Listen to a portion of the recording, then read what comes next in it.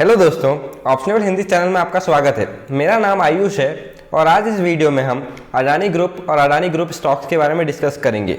Adani group stocks last 3 दिन से काफ़ी गिर रहे थे और आज most of the Adani stocks में लोअर सर्किट देखने को मिला। तो हम इस वीडियो में प्राइस एक्शन पर्सपेक्टिव से ये जानने की कोशिश करेंगे कि एज अ इन्वेस्टर और एज अ ट्रेडर कुछ लेवल्स हैं जो इंपॉर्टेंट है, जिनको आपको ध्यान से देखना चाहिए और उनके ऊपर अपने डिसीजंस को कैटर करना चाहिए। और हम ये भी डिस्कस करेंगे इस वीडियो में कि अगर आपने अडानी के स्टॉक्स को सबसे हाईएस्ट पॉइंट पे बाय किया होता तो क्या आपको उनमें प्राइस एक्शन के अकॉर्डिंग एग्जिट मिली होती या आप उनमें फुली ट्रैप हुए होते। अगर आपको ये वीडियो अच्छा लगे तो लाइक, शेयर और सब्सक्राइब जरूर करें। Thank you. हेलो दोस्तों, welcome to the screen recording.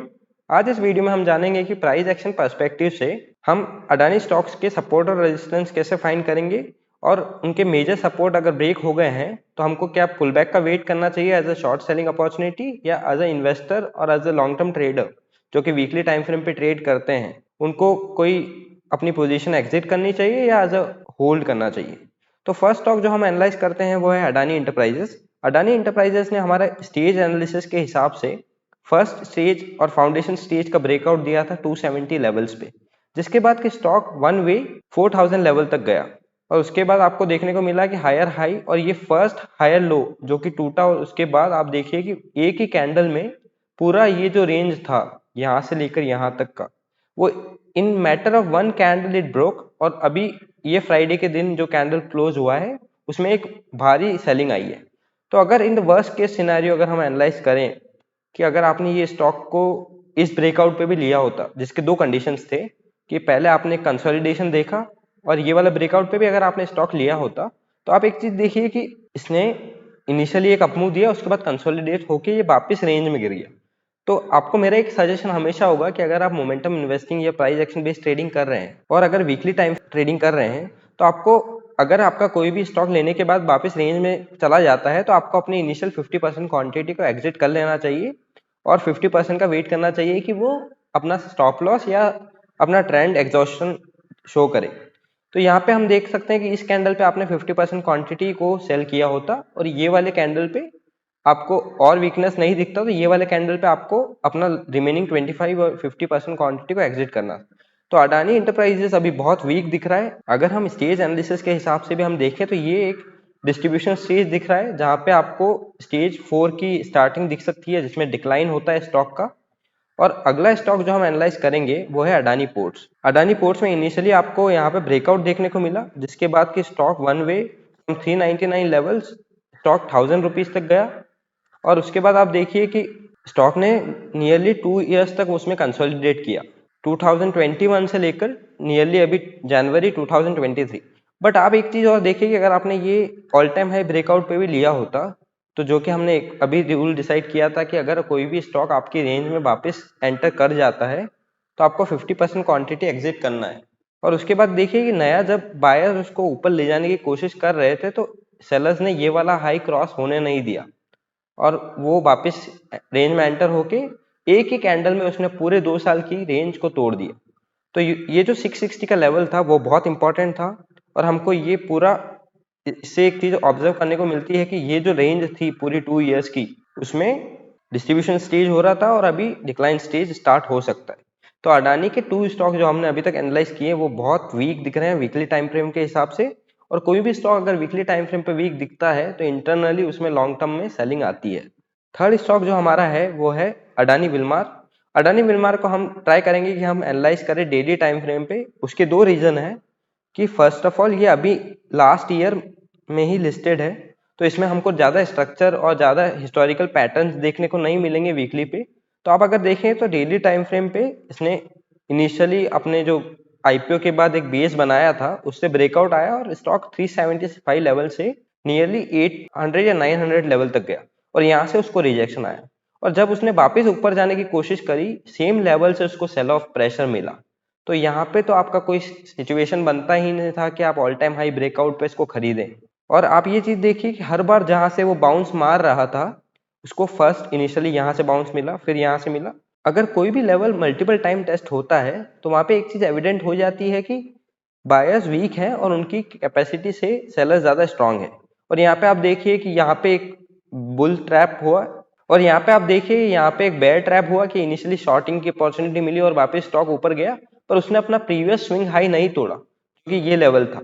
और उसके बाद आप देखिए कि इस बार उसने लोअर सर्किट मार के ये रेंज तोड़ी है। तो Adani Wilmar is also looking weak as per daily time frame. अभी तक हमको एक भी ऐसा अडानी स्टॉक जो हमने एनालाइज किया वो नहीं मिला कि जिसमें हमको होल्ड या सेल की पोजीशन ना मिले। अब नेक्स्ट स्टॉक जो हम एनालाइज करेंगे वो है अडानी ट्रांसमिशन। अडानी ट्रांसमिशन एक बहुत इंटरेस्टिंग केस स्टोरी है, क्योंकि यहाँ पे आप इनिशियली देखिए तो ये स्टेज 1 ब्रेकआउट आता है 327 लेवल से, और 327 से स्टॉक वन वे, कोविड के बाद वन वे स्टॉक जाता है नियरली 4000 तक। और आप ये देखिए कि इनिशियली यहाँ पे इसने जो एक यहाँ पे सेलिंग देखी, ये 4000 से लेवल से लेकर 2900 और 3000 लेवल तक, तो वहां पे एक चीज एविडेंट थी कि जब उसको सपोर्ट लेके बायर्स ने ऊपर जाने की कोशिश की तो सेलर्स ने उसको नया हाई बनाने ही नहीं दिया, और यहाँ इस लेवल पे ही सेलर्स बहुत स्ट्रांग थे और उन्होंने एक ब्रेकडाउन दिया। तो अगर मैं यहाँ पे ये स्टॉक होल्ड कर रहा होता तो मेरी पोजीशन इस ब्रेकआउट पे, अगर कोई भी पोजीशन मेरी बनी होती तो वो यहाँ एग्जिट हो जाती।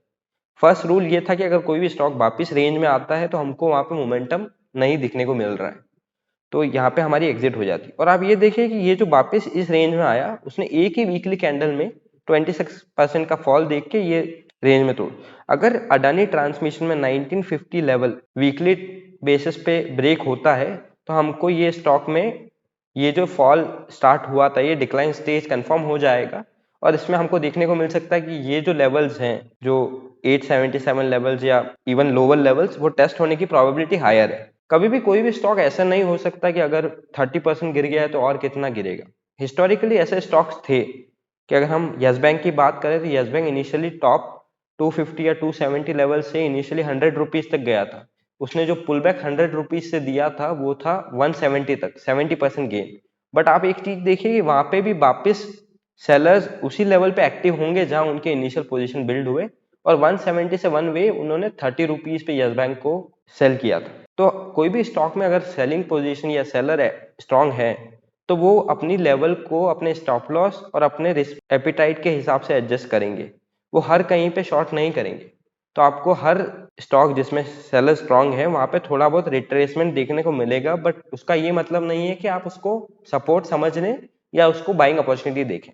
अगला स्टॉक जो हमारा है वो है अडानी पावर। अडानी पावर में भी स्टेज 1 ब्रेकआउट देखने को मिला था, जिसमें कि मल्टी ईयर रेंज टूटी थी 2021 में, जहां पे कि 5 इयर्स रेंज ब्रेक हुई थी, और 72 से लेकर स्टॉक वन वे 428 तक गया था।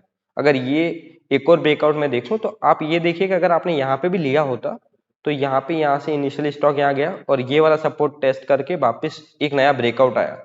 बट अब जब ये लेवल टेस्ट हुआ एज अ सपोर्ट तो बायर्स वापस वो प्रीवियस हाई को तोड़ नहीं पाए जो कि ये लेवल था, और यहाँ पे सेलर्स डोमिनेट हो गए और उसके बाद ये रेंज ब्रेक हो गई। अब अगर ये वाला लेवल जो कि 250 लेवल है, अगर ये डेली टाइम फ्रेम पे और या वीकली टाइम फ्रेम पे इसके नीचे क्लोजिंग आती है जैसे कि 230, तो हमको देखने को मिल सकता है कि अडानी पावर में भी वन वे सेलिंग नहीं तो कंसोलिडेशन के साथ सेलिंग 130 लेवल्स या 140 लेवल्स तक देखने को मिल सकती है। कभी भी कोई भी स्टॉक अगर अपने स्टेज 3 ब्रेकआउट या ब्रेकडाउन दे के नीचे जा रहा होता है तो उसका ये मतलब नहीं है कि आप उसमें एक बाइंग अपॉर्चुनिटी बनाए, क्योंकि वो डिक्लाइन स्टेज जब स्टार्ट होगा तो it can be a start of a major down trend, और वहां पे स्टॉक बहुत गंदा रिटर्न्स देते हैं और आपके कैपिटल को वाइप आउट भी कर सकते हैं। नेक्स्ट स्टॉक जो हमारा है वो है अडानी टोटल गैस, जिसमें कि एक बहुत इंटरेस्टिंग चीज हमको सीखने को मिलेगी वो है पोजीशन साइजिंग। अब अगर आप देखें अडानी टोटल गैस क्यों मुझे इंटरेस्टिंग लग रहा है, क्योंकि यहाँ पे एक कंसोलिडेशन के बाद ऑल टाइम हाई पे ब्रेकआउट आया था। इसको अगर मैं भी एनालाइज किया होता तो मैं भी इसको बाय करता अराउंड 3900 लेवल्स पे। और नेक्स्ट ही कैंडल में आप देखिए कि 26% से पूरी रेंज जो कि लास्ट 1 ईयर की रेंज थी वो एक ही हफ्ते में बेयर्स ने ब्रेक करके उसको 2942 पे क्लोज किया। तो यहाँ पे अगर आपने हाई पे बाय किया होता तो देयर वाज नो वे कि आप ये सेलिंग से बच सकते थे, क्योंकि अगर आप वीकली क्लोज का भी वेट करेंगे तो आज वो वीकली क्लोज हुआ है और उसमें वन वे सेलिंग देखने के बाद आपको स्टॉप लॉस या आपको लॉस लेना ही पड़ता। तो ऐसे केसेस में हमेशा हमको एक चीज याद रखनी चाहिए कि एज अ मोमेंटम इन्वेस्टर और एज अ मोमेंटम ट्रेडर आप किसी भी स्टॉक में अपनी पोजीशन साइज को उतना ही रखें कि अगर उसमें कल लोअर सर्किट भी लग जाता है तो आपकी साइकोलॉजी अफेक्ट ना हो और आपको कभी भी ऐसा ना लगे कि मैं बहुत हेविली ट्रैप्ड हूँ और सेकेंडली कभी भी कोई भी स्टॉक में मोर देन 15% एलोकेशन आप ना करें बीइंग अ मोमेंटम इन्वेस्टर, क्योंकि मोमेंटम में अगर स्टॉक ऊपर तेजी से जाते हैं तो वो गिरते भी तेजी से हैं, आप हिस्टोरिकली देख सकते हैं। और अडानी स्टॉक्स में क्योंकि momentum wise Adani stocks have done very well, तो हमको एग्जिट्स पे अपने प्रॉफिट बुक करके उसको यूटिलाइज भी करना पड़ेगा, कैपिटलाइज भी करना पड़ेगा। तो अडानी टोटल गैस ने जो कि बहुत गंदा सेलिंग देखने को मिला है, एक ही कैंडल में ब्रेकआउट लेवल से लेकर रेंज ब्रेकडाउन भी हो गया, तो यहाँ पे हमको देखने को मिल सकता है कि ये कंसोलिडेट करके नीचे आएगा और अल्टीमेटली हायर प्रोबेबिलिटी है कि 1600 लेवल्स भी आएंगे। अभी तक एक भी ऐसा स्टॉक देखने को नहीं मिला जिसमें कि सेलर्स वीक थे या होल्ड पोजीशन बनती थी। अब नेक्स्ट स्टॉक जो हमारा है वो अडानी ग्रीन है। अडानी ग्रीन में इनिशियल ब्रेकआउट आता है 1270 लेवल्स पे, उसके बाद स्टॉक वन वे जाता है 1200 और यहाँ पे कहीं एक और नया ब्रेकआउट आता है। यहाँ पे लास्ट ईयर हमने भी हमारी पोजीशन बिल्ड की थी अराउंड 1300 लेवल्स, और जब ये यहाँ से अब जाके एक कैंडल में 25% की सेलिंग आई थी, जो कि लास्ट में इसके यहाँ पे भी कोई न्यूज़ था कि अडानी के स्टॉक्स में कुछ गड़बड़ है, और यहाँ पे हमको एग्जिट मिली थी। यहाँ पे हमारा एग्जिट करने का एक ही रीज़न था कि हमने जो 100% का गेन देखा था उसमें से 25% एक ही कैंडल में वाइप आउट हो गया। तो जस्ट टू प्रिजर्व या मेरे जो गेन्स हुए थे वो बचाने के लिए मैंने इसको यहाँ पे सेल कर दिया था। और उसके बाद आप देखिए कि जब ये नीचे सपोर्ट टेस्ट करके ऊपर गया तो उसको उसी लेवल से सेलर्स ने सेलिंग देखने को मिली।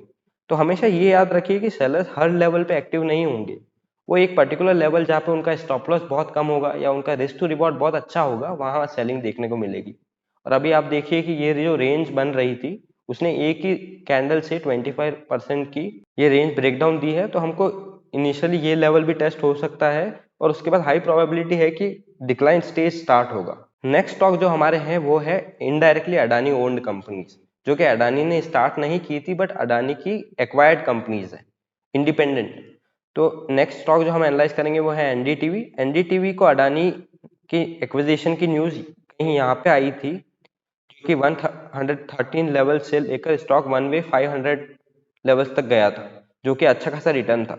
और जस्ट बिकॉज जो भी स्टॉक अडानी एक्वायर कर रहे थे या अडानी ग्रुप ने एक्वायर किया था वो स्टॉक रिटर्न दे रहा था, तो इसका ये भी मतलब है कि अगर अडानी स्टॉक्स में सेलिंग आएगी तो ये स्टॉक्स में भी हीट देखने को आपको मिलेगी।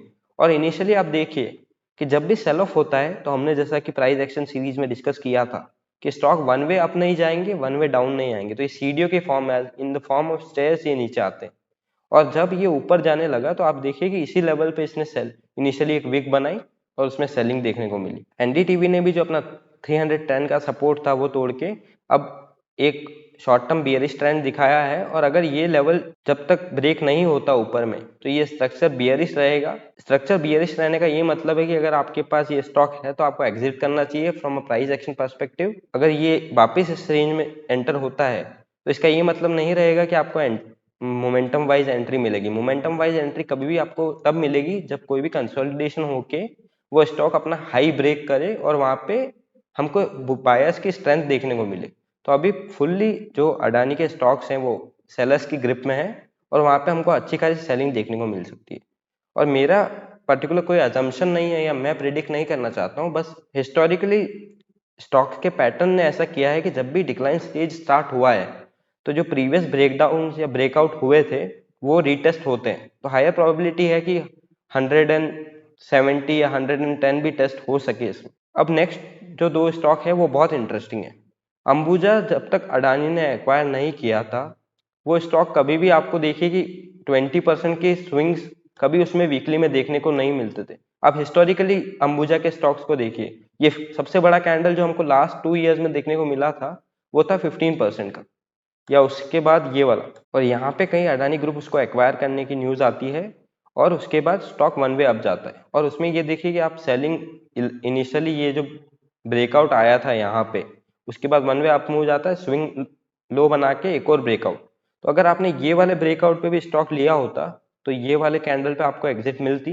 और उसके बाद आप देखिए कि जब ये ग्रीन कैंडल बना तो ये प्रीवियस इस लेवल को तोड़ ही नहीं पाया और उसके बाद 2-3 कैंडल कंसोलिडेट करके अगले कैंडल में 26% का फॉल देखने को मिला। तो कभी भी आपको ये चीज देखने को मिलेगी कि सेल ऑफ अगर होता है कोई भी बड़ा तो उससे पहले सेलर्स अपनी पोजीशन बिल्ड करेंगे, तो वो आपको देखने को मिलेगा।